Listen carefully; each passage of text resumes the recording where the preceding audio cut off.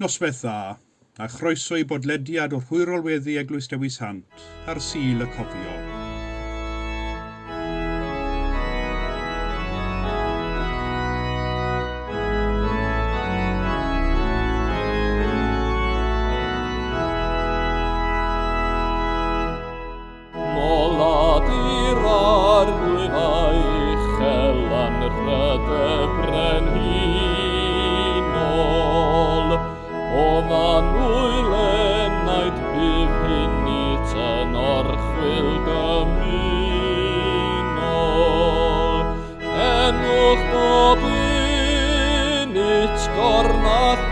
Sant yn gytun, seiniwch ei glod yn dragwyddol.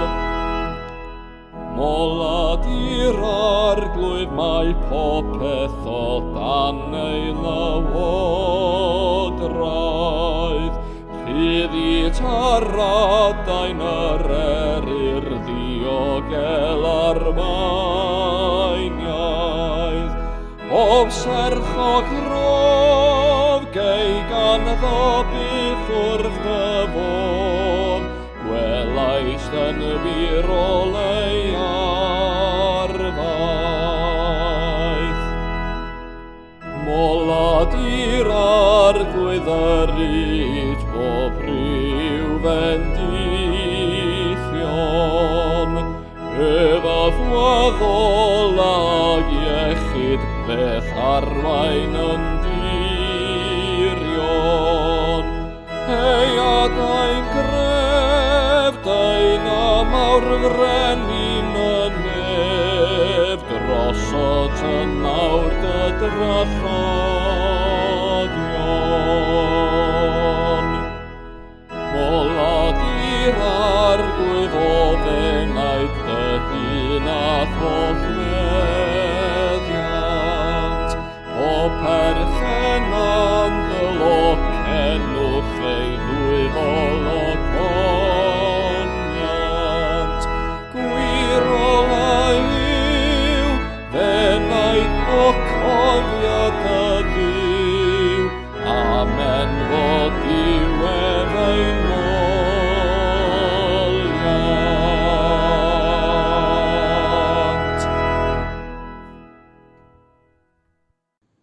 Duw sydd noddfa nerth i ni, cymorth hawdd ei gael mewn cyfyngder.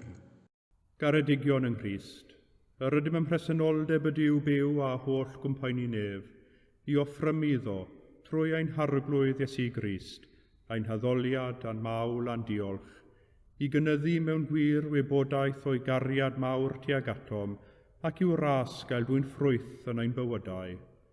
Yr ydym wedi dod i wrando a derbyn sanctaidd a'r Duw, i geisio grymusol nerth yr ysbryd glân, ac i weddio dros ym ein hunain a thros bawb, fel y derbyniwn y pethau hynny sydd rhaid i ni wrthynt yr ein lles a'n daioni. Ond yn gyntaf, cyffeswn ein pechodau, a cheisio gan ein tad, ei fyddeiant a'i dangnefedd. Cyffeswn i Dduw holl alluog, y tad y mab yr ysbryd glân, i ni bechu ar feddwl gair a gweithred. Gadawsom heb ei gwneud y pethau dylasam ei gwneud, a gwneithom y pethau na ddylasam ei gwneud. Gan hynny, gweddiwn ar ei Dduw drigyrhau wrthym. Trigyrhaed yr holl alluog Dduw wrthym, a maddau ni ein holl bechodau. Gwaredid ni oddi wrth bob drwg, pan cadarnhau a nerthu ym mhob daioni, a'n dwy'n i fywyd tragwyddol. Amen. Yr holl alluog Dduw sy'n maddau bawb sydd yn wir y difeiriol, a drigyrhaw wrthych, maddau i'ch wi a'ch gwared oddi wrth eich holl bechodau, eich cadarnhau a'ch cryfhau ym mhob daioni, a'ch cadw yn y bywyd tragwyddol, trwy Iesu Grist ein harglwydd. Amen.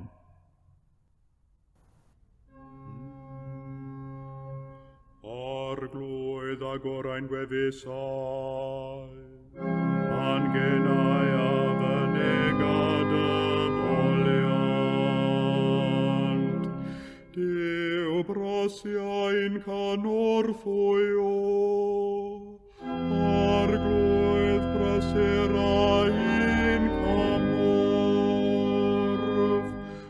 goniant i'r tod ac i'r mob ac i'r ysbryd glon. Megis yr oedd yn y dechrau, y mae'r awr hon ac a bydd yn wastad, yn oes oes oedd. Amen. Molwch yr arglwydd, Molianus fyddo enw'r arglwydd.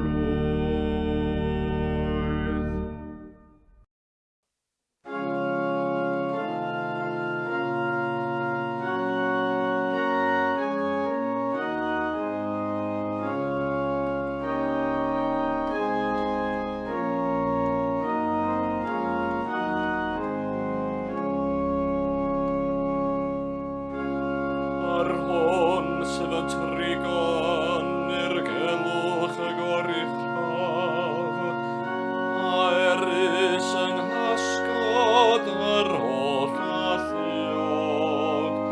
Dwedaf am yr arglwydd, fynodd fam ham fi ffanfa Duw, fynyw yn for ymddiriedaf.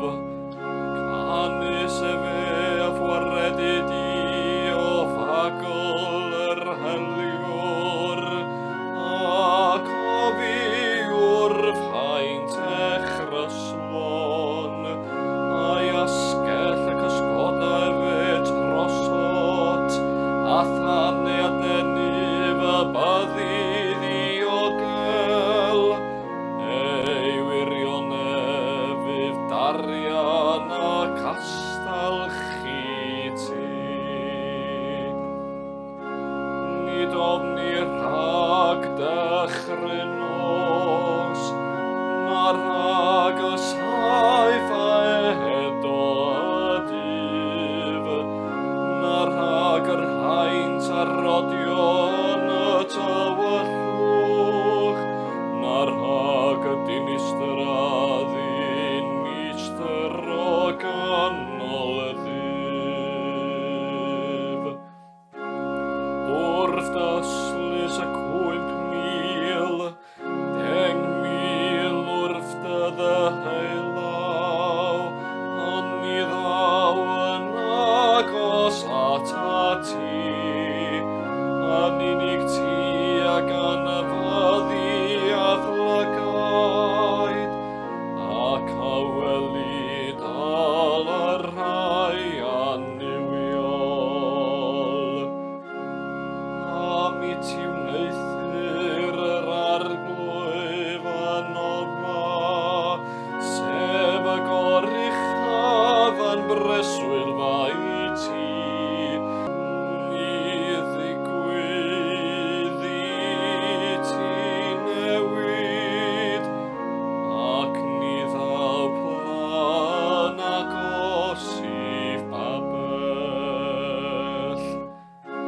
Canis e fe o'r chymyniw anylion am y dan ti, dy gadw yn dy holl ffurf, ar ei dwylodd y gant, rhag tarod y droed wrth garreg.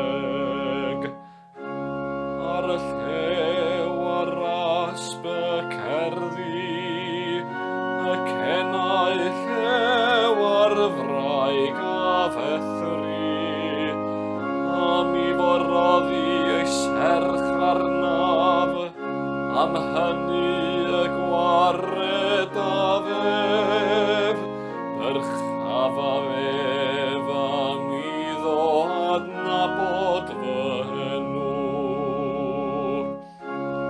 Efe a eilw arnaf a mi a'i gwrandawaf, mewn ing y bydda fi gyda gef, y gwared a fag ac o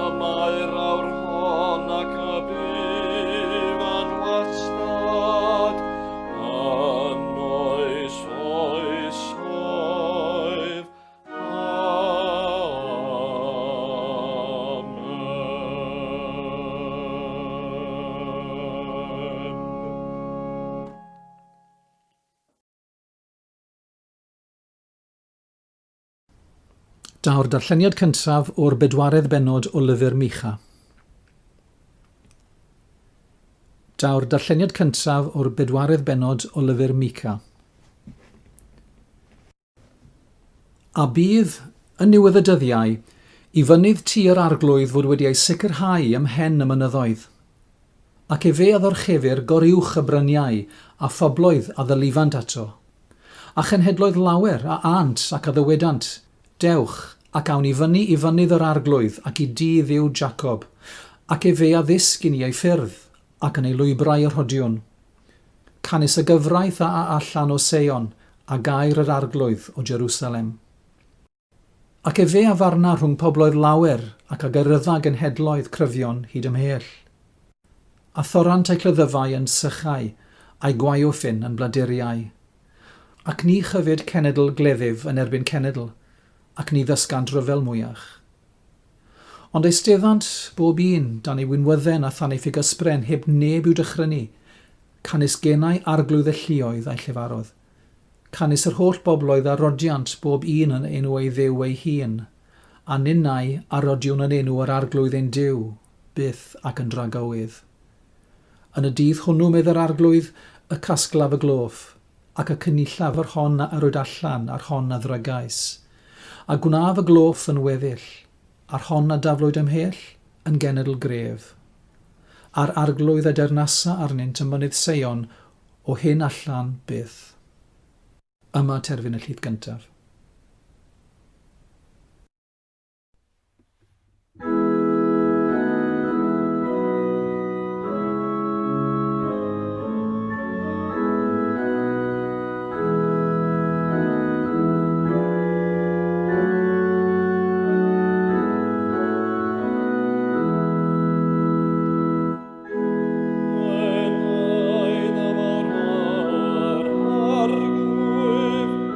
Am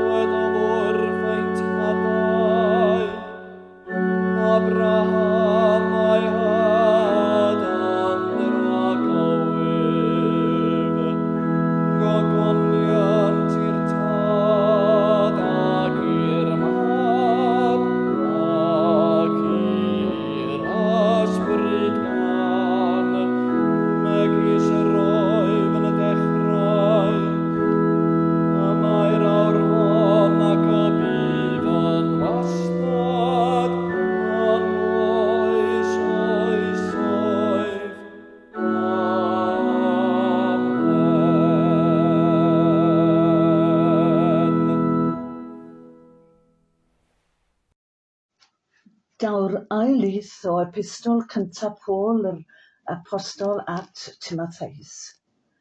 Y 7 adnod gyntaf o'r ail bennod.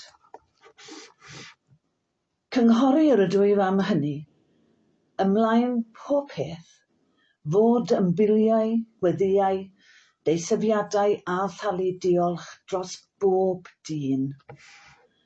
Dros fy renhinoedd a phawb sy'n mewn goruchafiaeth, fel y gallom ni fyw yn llonydd ac yn heddychol, mewn pob diweldeb a conestrwydd, canis yr hyn sydd dda a chymeradwy ger bron Duw ein ceidwad.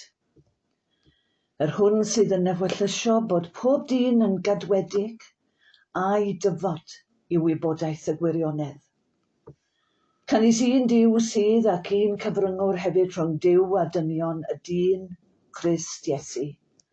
Yr hwn a'i rhoddes ei hunan yn brydwedd dros bawb, i'w dystioleithi yn yr amseroedd priod. I'r hyn ymgosodwyd i yn bregethwr ac yn apostol, y gwir yr ydw i fy aeddwedid yn Christ, nid wyf yn dywedid celwydd, yn athro yr cenhedloedd mewn ffydd a gwirionedd.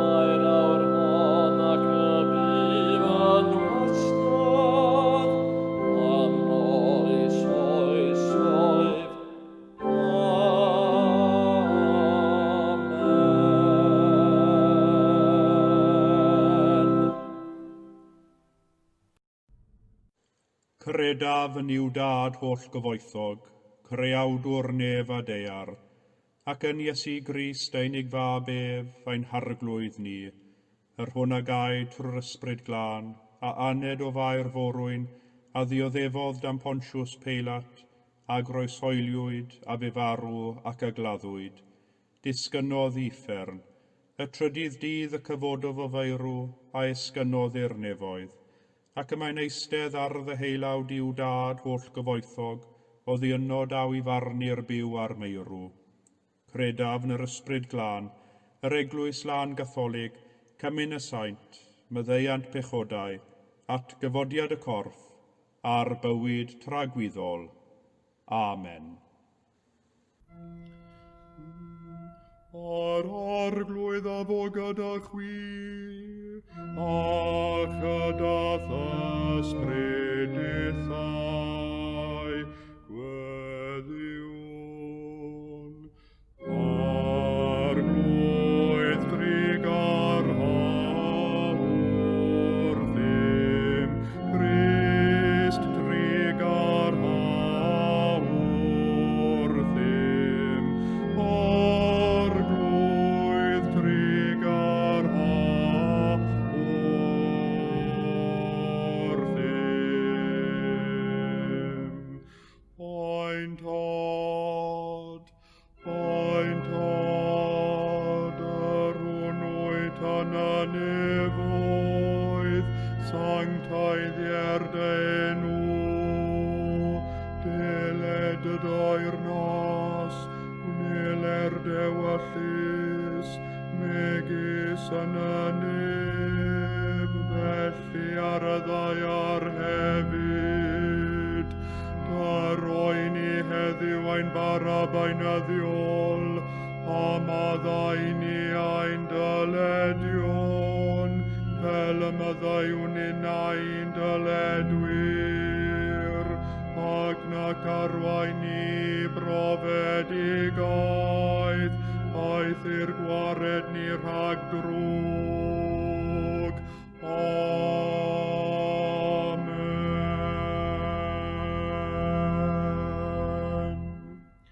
Arglwydd dangos dy drigaredd arnom, a chaniatau ni dy iachawdwriaeth, gwisg dy wain i dogion ag iawnder, a gnad y ddewis bobl yn llawen, arglwydd cadw dy bobl, o bendithiad etifeddiaeth, arglwydd cadw'r frenhines, ar oiwch anghorwyr ddoethinem,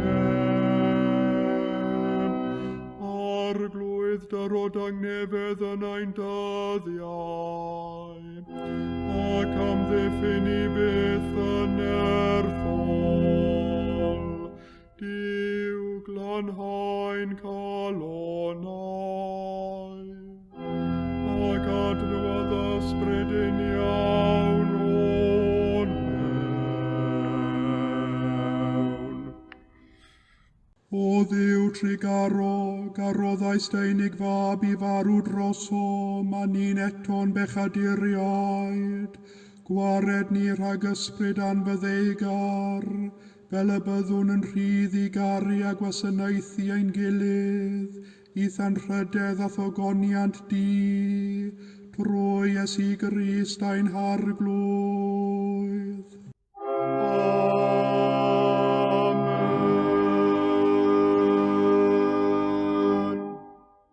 O llalluog Dduw, ffynhonell pob dymuniad sanctaidd, pob cyngor da, pob gweithred gyfiawn, Dyrwydd weision y tangnefedd na all y byd ei roddi, fel y boi ni, gan i fyddhaeth orchmynion, a'n gwared gennyt rhag ofn ein gylynion, dreulio ein hamser mewn heddwch a thangnefedd, trwy Iesu Grist ein harglwydd.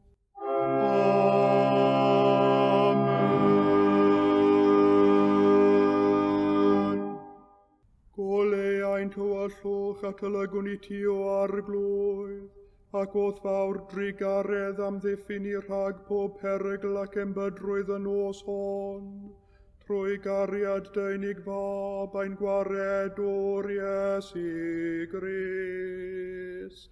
Amen.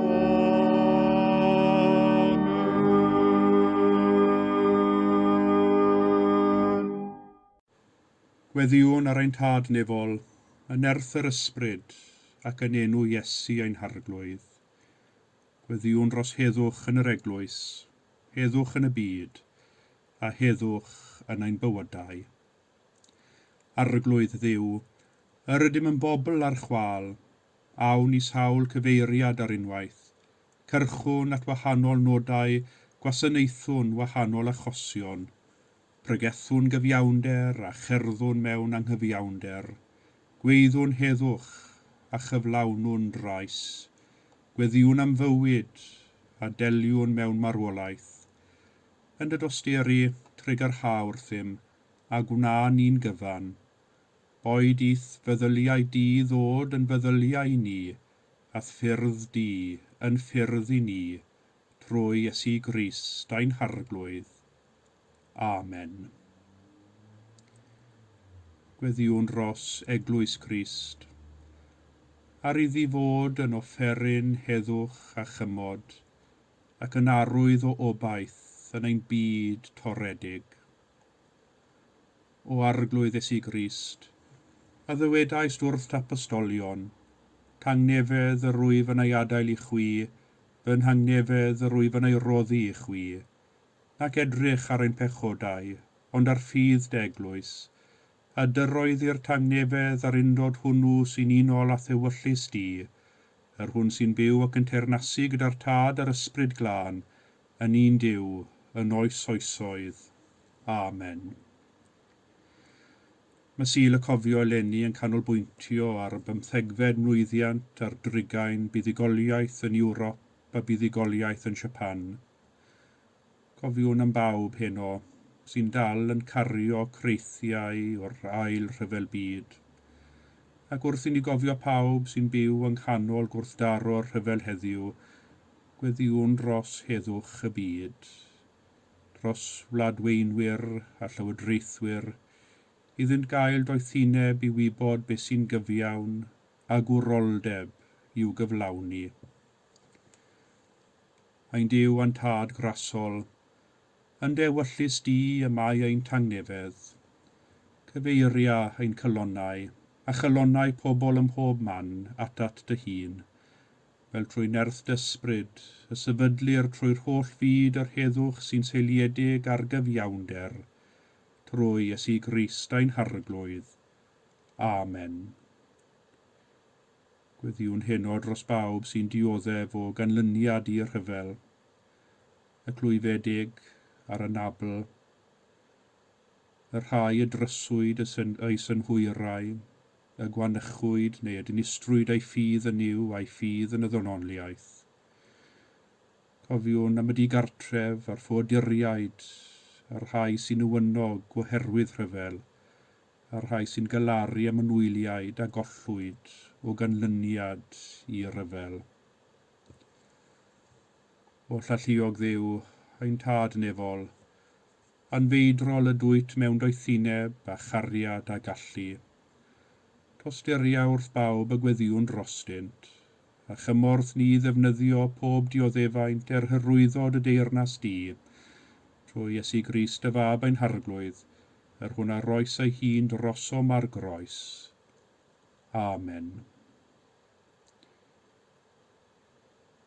Gweddiwn dros bob mudiad a sefydliad sy'n gweithio dros heddwch, ac sy'n gweithio i wella'r berthynas rhwng gwledydd a'i gilydd, iddynt ddarganfod y ffordd wirioneddol i gymodi a'i gilydd bobl ar sail cyfiawnder a'r rhyddid, mwyn i bawb cael y cyfle sylfaenol i fyw mewn diogelwch a heddwch.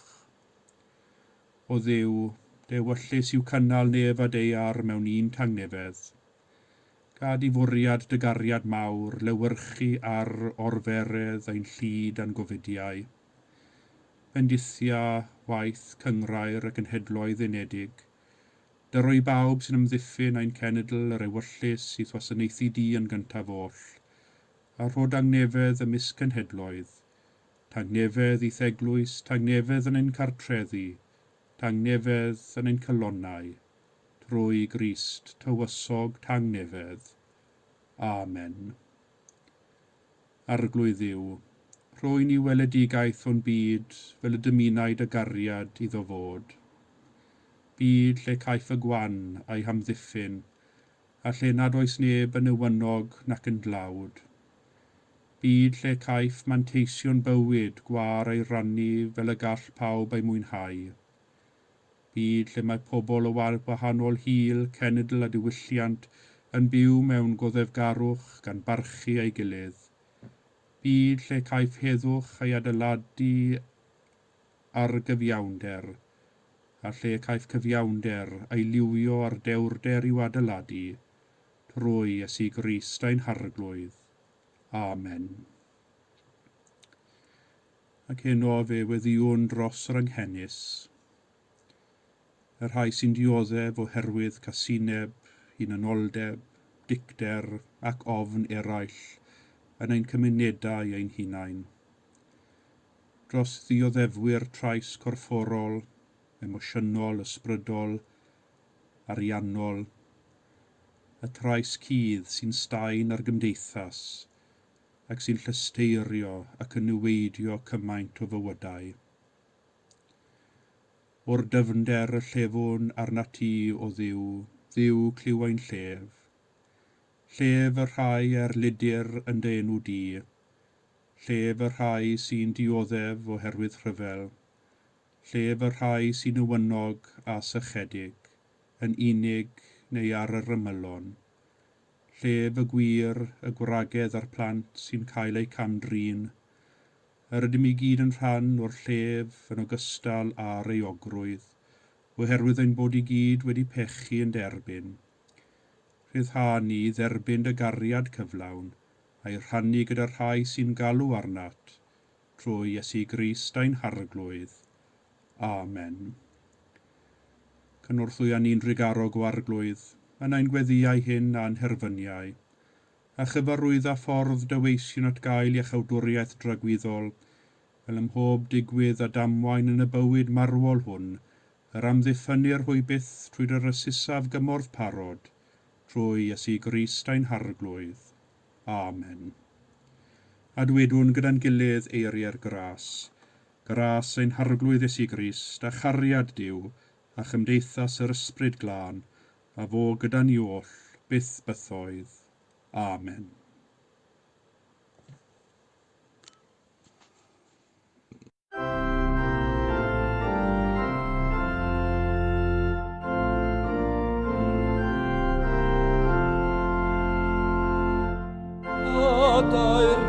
Oed o ddiw, oed Crist yn lliw yn awr, a thmial yn haearn tor, oll o'r mes i ffern fawr.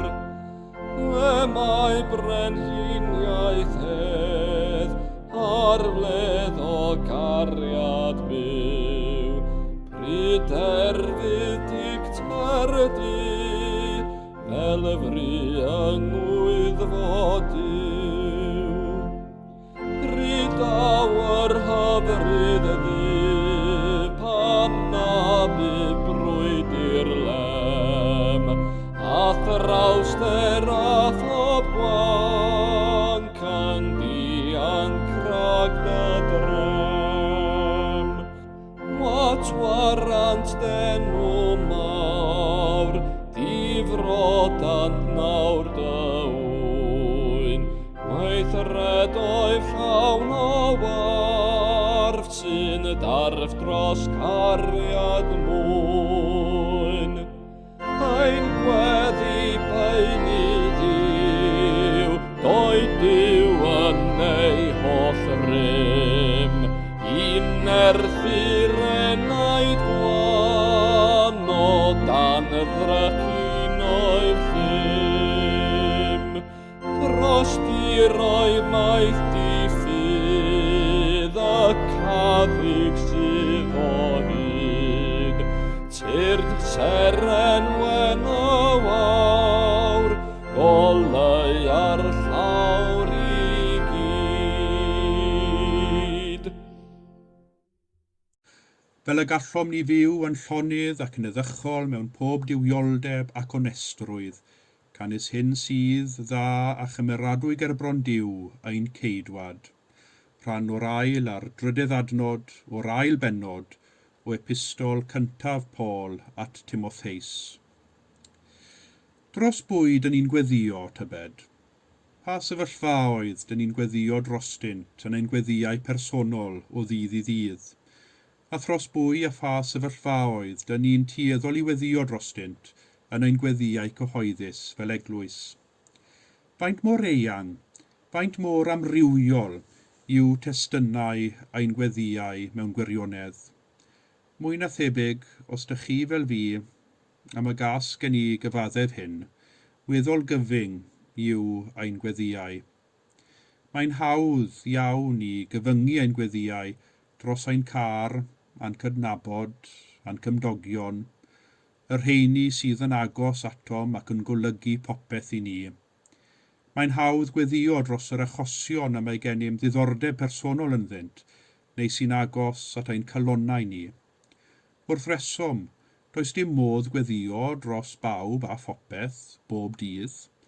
Mae modd i'n gweddiau bod yn rhy gyffredinol hefyd, mor gyffredinol ac amhendant yn ei cynnwys nad ydynt yn cyffwrdd a'n dychymyg nac yn hoelio ein sylw ar unrhyw beth, ac felly mae'n gweddiau yn colli ei grym, geiriau a weddir yn y gobaith y bod Duw yn deall gwir amcanion ein cylonau, ein gobeithion a'n dymuniadau. A dwi'n siŵr fod Duw yn deall, ond mae gweddi hefyd i fod i ehangu ein gorwelion ni, ein deall ni, ac i'r gweddiau hynny ein newid ni, fel y gallwn ni fod yn gyfryngau gras a newid i eraill. Oherwydd y mae gweddi yn toddi'n cylonau. Mae gweddi'n helpu ni weld y byd nid trwy ein llygaid ein hunain a'n golwg gyfyng, ond trwy lygaid Duw a'i olwg eang. Fe allwn ni yn yr un modd gofyn, a oes yna unigolion neu sefyllfaoedd nad yw'n addas i ni weddio drostynt, boed hynny am resymau, gwleidyddol, bersonol, barn bersonol neu chwaith bersonol. Dyn ni'n gallu bod yn oddrychol iawn yn ein gweddiau. Yn lle ehangu gorwelion ein gweddiau, cadw'n at y cyfarwydd a'r cysurus ac at gylch ein diddordebau a'n daliadau personol. Mae hyn ond yn gwneud ein gweddiau yn chydig yn dlotach.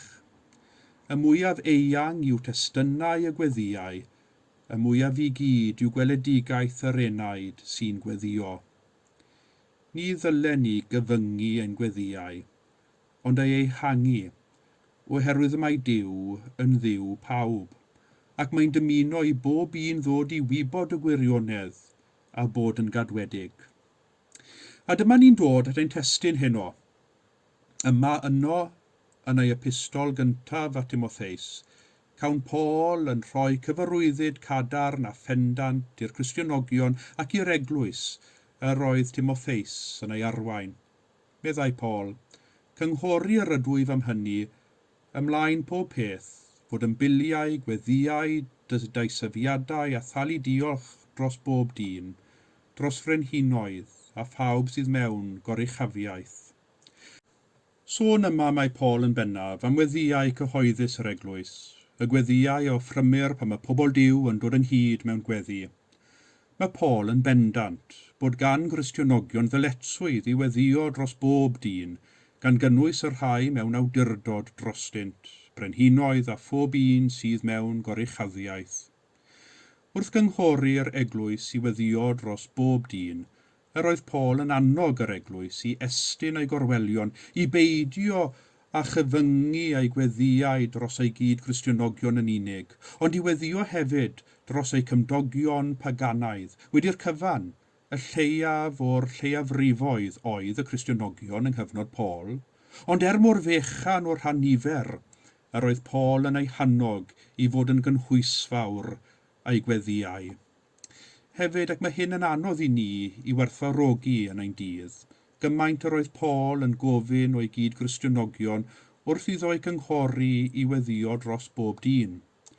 Roedd y Cristionogion yn byw mewn diwylliant a chymdeithas oedd yn wrthwynebus iddynt.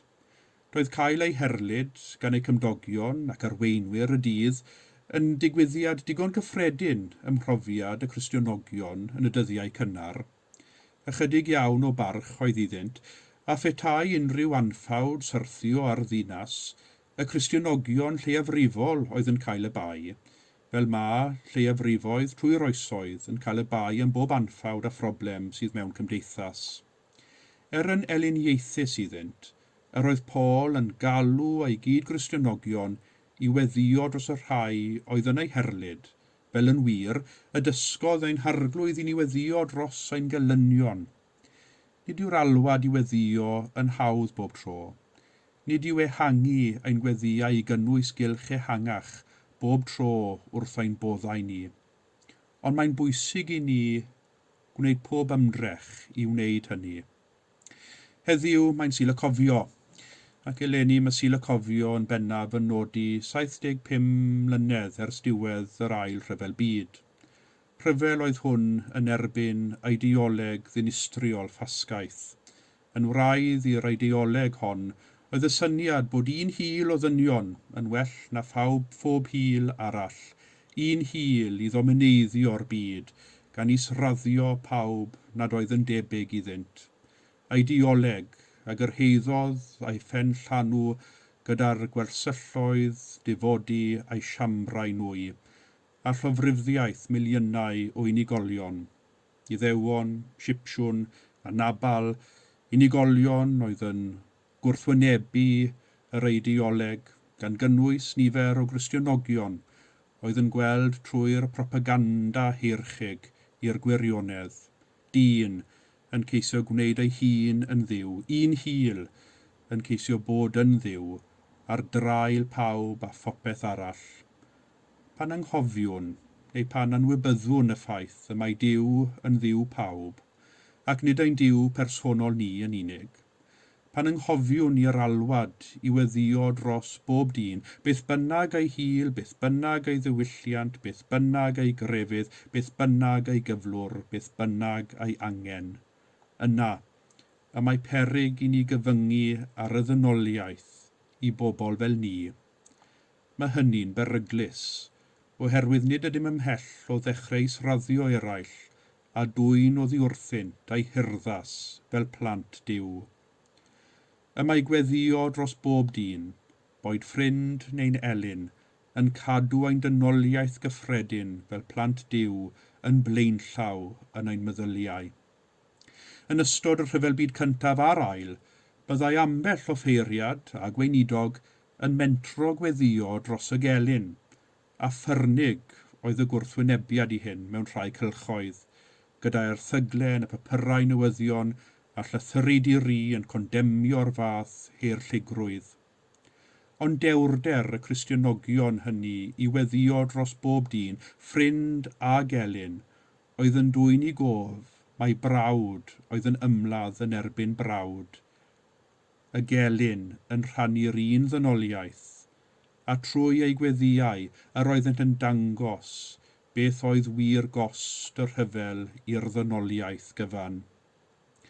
Mae gweddi yn cynnig gweledigaeth arall i ni. Y mae'r gweledigaeth a welwn cyn bell yn ôl ar proffwyd Micha, y weledigaeth o didog o fyd heb ryfel, heb wrthdaro, y dydd hwnnw pan dorant eu clefyddau yn sychau a gweuwffyn yn bladuriau, ac ni chyfyd cenedl cleddyf yn erbyn cenedl ac ni ddysgant rhyfel mwyach. Ond eisteddant bob un dan ei wynwydden a than ei ffigisbren, a'r holl bobloedd a'r rhodiant, bob un yn enw ei dduw ei hun. Dyma weledigaeth sydd yr un mor gyfoes heddiw ag y bu yng nghyfnod Micha. Gweledigaeth sy'n rhoi urddas i bob dyn, ac nid i un genedl neu hil yn unig, ond i bawb fel plant Duw. Dyna pam y cyngor Paul yr un mor berthnasol i ni heddiw, oherwydd gweddi, trwy ein gweddiau, sy'n ehangu ein gorwelion, sy'n symud cen o'n llygaid i weld y byd a'r ddynoliaeth yn ei holl amrywiaeth, a bod angen yr arall arnom i gwneud ni'n bobl gyflawn. Gweddi sy'n toddi'r galon galed, ac sy'n cyniatau'n cylonau ninnau curon un a chalon Duw a chalon y ddynoliaeth. Gweddi sy'n troi ein gweledigaeth gyfyng i weledigaeth sy'n cwmpasu'r byd, fel y gallwn ni a phob un byw yn llonydd ac yn eddychol mewn pob diwioldeb ac onestrwydd. Canis hyn sydd dda a chymeradwy ger bron Duw a'n ceidwad. Amen.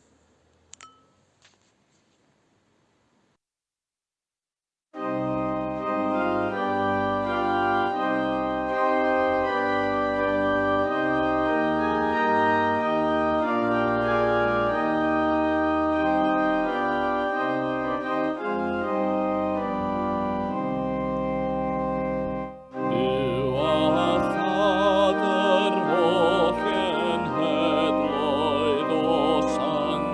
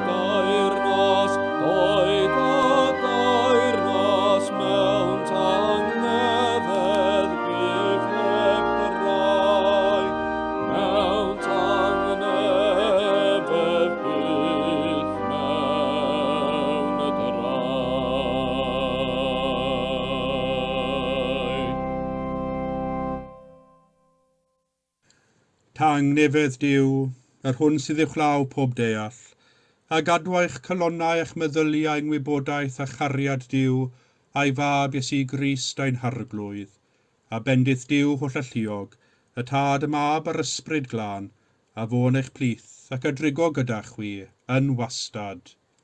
Amen.